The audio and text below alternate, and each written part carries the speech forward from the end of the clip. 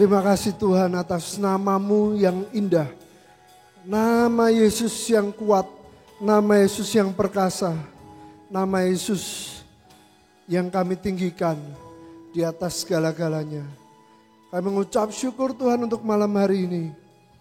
Biar Roh-Mu terus membimbing kami, biar Roh-Mu terus yang membuka hati kami dan berbicara kepada kami. Terima kasih Tuhan Yesus.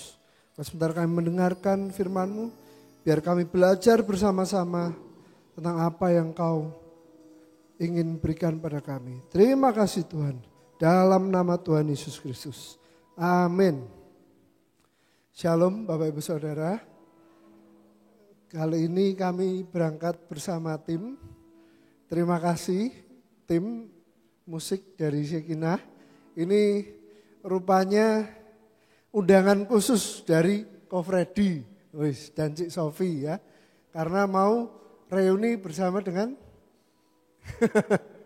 teman-teman yang dulu ada pernah bikin rekaman ya, namanya Gentong Band, betul Ko Freddy? Bukan ya? Bejana. Itu zaman dulu. Sudah lama sekali. Tapi puji Tuhan kali ini kami bisa melayani bersama-sama. Bapak Ibu Saudara, izinkan saya menyampaikan hal ini. Mari kita belajar bersama-sama sesuatu yang sedang saya pelajari juga tentang menerima janji Tuhan. Menerima janji Tuhan sebenarnya seringkali kita pikir itu adalah hal yang simpel, dan setelah kita menerima janji Tuhan, kita merasa, oh ya udah, aku sudah dapat janji Tuhan, aku sudah dapat jaminan dari Tuhan. Jadi aku aman, aku tidak usah melakukan hal-hal apa-apa, nanti akan terjadi dengan sendirinya. Tapi ternyata menerima janji Tuhan itu Bapak Ibu Saudara, tidak sesimpel itu. Rupanya ada banyak hal-hal yang menjadi bagian kita juga. Supaya Tuhan itu bekerja, Tuhan itu pasti memberi. Tapi Dia pasti lihat hati anak-anaknya. Amin. Next, kita lihat sama-sama tentang Nuh. Nuh mendapatkan kasih karunia di mata Tuhan. Kita buka di Kejadian 6 ayat yang ke-7 sampai yang ke-8. Kejadian 6 ayat 7 sampai 8 dikatakan, berfirmanlah Tuhan, aku akan menghapuskan manusia yang telah kuciptakan itu dari muka bumi, baik manusia maupun hewan dan binatang-binatang melata dan burung-burung di udara. Sebab aku menyesal bahwa aku telah menjadikan mereka. Tetapi Nuh mendapat kasih karunia di mata Tuhan. Itu hal yang pertama. Yang membedakan, kenapa kok bisa? Tuhan menyesal, dikatakan aku menyesal, Tuhan sudah menyesal. Tuhan sudah ciptakan manusia padahal serupa segambar dengan Allah. Tapi kok akhirnya menyesal? Tapi di tengah-tengah penyesalannya Tuhan melihat ada Nuh yang di mata Tuhan itu Tuhan berikan kasih karunia. Next, kenapa kok bisa? Yang pertama adalah Nuh hidup bergaul dengan Allah. Kejadian 6 ayat 9, inilah riwayat Nuh. Nuh adalah seorang yang benar dan tidak bercela di antara orang-orang sesamanya. Dan Nuh itu hidup bergaul dengan Allah. Bisa dibayangkan, yang membedakan Nuh, kok bisa Nuh mendapatkan kasih karunia? Karena dia bergaul dengan Allah. Ketika dia menerima apa yang Tuhannya katakan, dia pertama dia tahu dengan jelas. Yang kedua, dia kenali suara Tuhannya. Maka dari itu dia mengerjakan. Padahal perintahnya saya bacakan, buatlah bagimu sebuah bahtera dari kayu gofir, Bahtera itu harus kau buat berpetak-petak dan harus kau tutup dengan pakal dari luar dan dari dalam. Beginilah engkau harus membuat bahtera itu 300 hasta panjangnya, 50 hasta lebarnya, dan 30 hasta tingginya. Buatlah atap pada bahtera itu dan selesaikanlah bahtera itu sampai sehasta dari atas dan pasanglah pintunya pada lambungnya. Buatlah bahtera itu bertingkat bawah, tengah, dan atas. Sebab sesungguhnya aku akan mendatangkan air bah meliputi bumi untuk memusnahkan segala yang hidup dan bernyawa di kolong langit. Segala yang ada di bumi akan mati binasa. Kalau dibayangkan, Nuh itu mendapatkan perintah yang begitu, jujur ini sangat ribet dan sangat gak masuk akal. Bisa dibayangkan misalnya, kalau Nuh itu hidup di zaman sekarang, dia tiba-tiba membangun sebuah kapal yang sangat besar. Katakanlah ada lapangan paling besar di sini di mana? Apakah di alun-alun? Bisa dibayangkan mungkin Nuh tiba-tiba membangun kapal di alun-alun. Mulai orang-orang mengejek, mulai orang-orang melihat, Nuh ini ngapain? Ini kok ada orang pengen viral ini kayaknya Nuh ya. Dia mulai sesuatu yang aneh. Mungkin kalau itu yang terjadi pasti orang-orang sudah mulai menentang, pasti akan digusur. Jadi bisa dibayangkan zaman dahulu. Kalau Nuh tidak punya pengenalan akan suara Tuhannya, dia juga pasti akan lemah imannya untuk terus mengerjakan apa yang Tuhan berikan. Bisa dibayangkan kalau dia ini lagi bangun terus orang-orang, ini ngapain nih orang? Gak ada angin, gak ada hujan, bangun bahtera.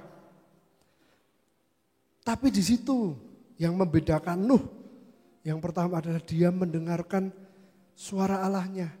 Dia memiliki yang namanya pergaulan dengan Tuhan. Next.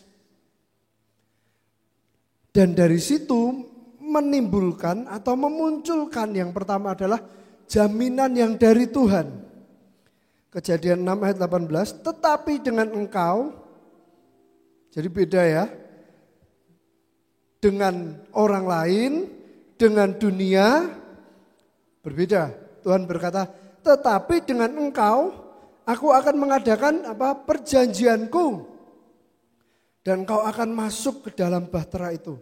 Engkau bersama-sama dengan anak-anakmu dan istrimu dan istri anak-anakmu. Nuh mendapatkan jaminan. Jaminan itu contohnya kayak gimana? Kayak garansi Bapak Ibu Saudara. Satu kali saya ketemu dengan sales mobil. Dan sales mobil ini menawarkan, biasa dia menawarkan, oh ini produknya Pak, ini ada jenisnya, tipenya macam-macam. Tapi kelebihannya ini loh. Tapi kan kelebihan itu di merek lain juga ada. Terus apalagi yang membedakan? Baru dia memberikan jaminan. Baru dia memberikan garansi, jaminan. Oh ini kami ada jaminan Pak. Dan selama 1 tahun, bannya kalau misalnya sampai kenapa-napa, akan diganti langsung 4-4-nya. Terus dia, ini jaminan nanti servisnya gratis, apa dan segala macam. Dia mulai memberikan garansi, memberikan jaminan. Terus setelah itu Bapak Ibu Saudara, yang penting lagi ketika kita menerima jaminan, menerima janji, adalah siapa yang menjamin, siapa yang menjanjikan, betul? Di sini ada yang pernah Bapak Ibu Saudara beli HP, pasti pernah beli HP ya. Nah kalau Bapak Ibu Saudara beli HP, biasanya nih ada yang garansi resmi, ada yang garansi distributor atau toko, betul? Nah biasanya yang garansi toko atau distributor itu harganya lebih murah. Tapi Yang garansi resmi pasti punya kelebihan. Oh tenang, ini nanti kalau garansinya resmi, misalnya HP-nya langsung diganti dengan baru. Oh, kalau misalnya kenapa-napa bisa langsung lebih cepat. Pasti ada standarnya. Itu yang membedakan siapa yang ngasih jaminan.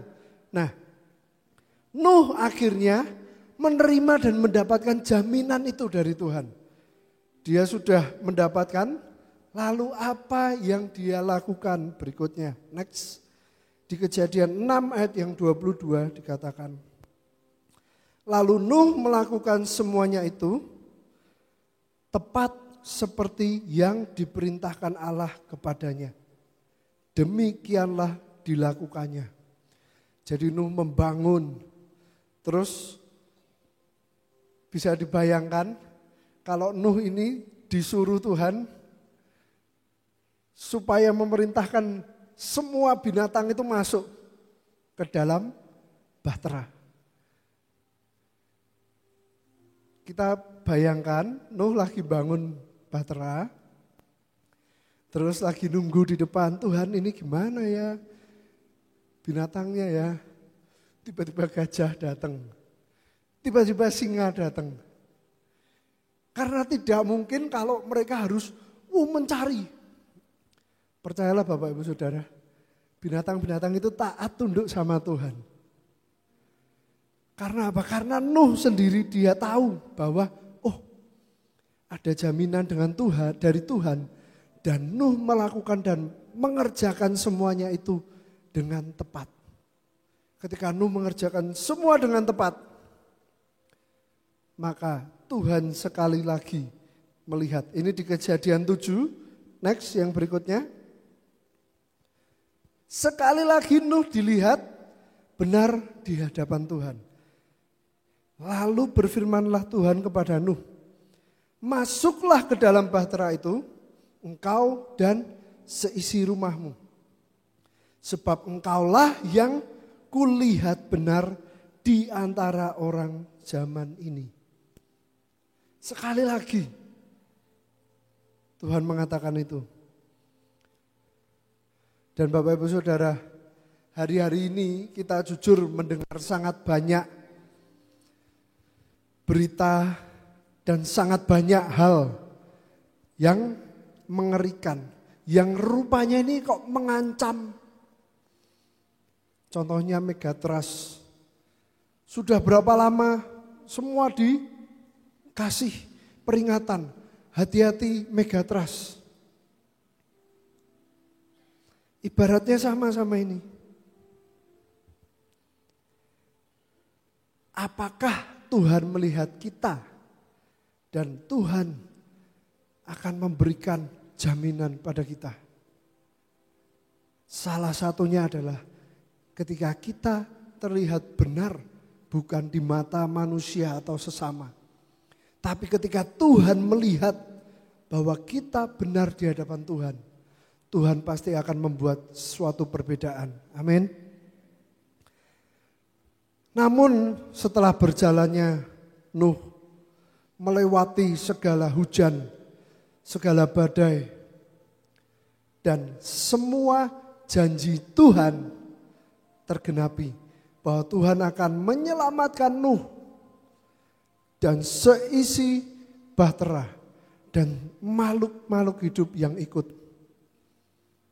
Akhirnya ketika Nuh keluar dari bahtera itu, apa yang dia lakukan? Next. Kejadian 8 ayat yang ke-20. Lalu Nuh mendirikan mezbah bagi Tuhan dari segala binatang yang tidak haram dan dari segala burung yang tidak haram. Diambilnyalah beberapa ekor, lalu ia mempersembahkan korban bakaran di atas mezbah itu. Setelah dia melakukan semuanya, dia tidak lupa memberikan sebuah ucapan syukur. Kalau kita perhatikan ya, melalui ketaatan, imannya diuji. sampai tuh mendapatkan jaminan dan janji Tuhan, sama enggak, mirip enggak sama yang lain di Alkitab? Contohnya Abraham. Abraham berangkat dengan ketaatan karena dia mendengarkan suara Tuhannya. Setelah itu Abraham melewati semua dengan ketepatan. Dan yang terakhir, ketika Tuhan minta Abraham untuk mempersembahkan.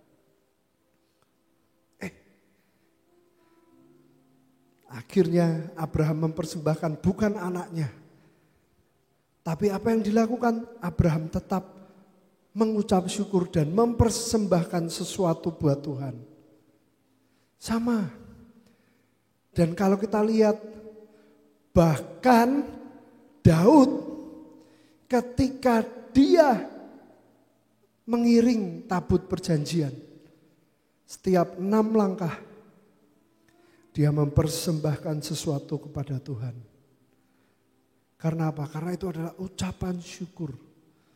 Tapi mereka semua melewatinya dengan ketaatan, dengan ketepatan.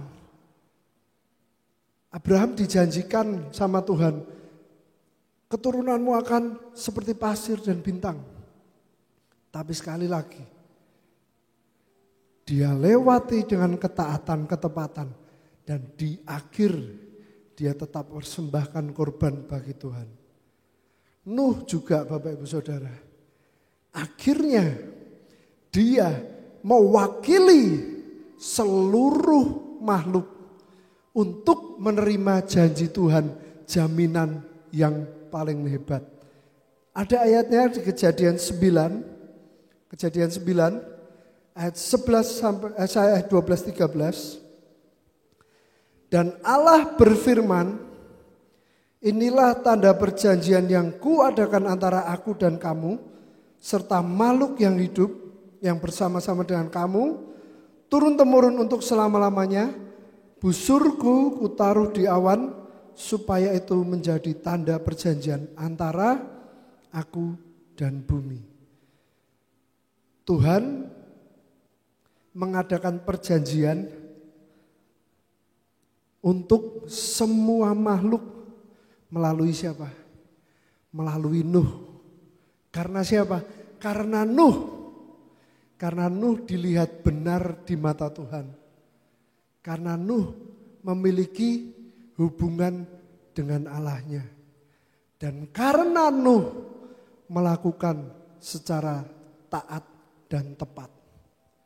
Bapak Ibu Saudara, hari-hari ini panggilan kita adalah untuk menjadi garam dan terang. Percayalah, kita akan menerima semua janji Tuhan. Tapi kita harus tahu panggilan kita. Dan kita harus melakukan itu dengan ketaatan, dengan kesetiaan, dan berikutnya dengan ketepatan. Yang paling akhir dengan ucapan syukur. Dan disitulah yang akan membedakan kita dengan dunia. Kalau Yesaya 60 katakan bangkitlah dan menjadi teranglah sebab kegelapan menutupi bumi.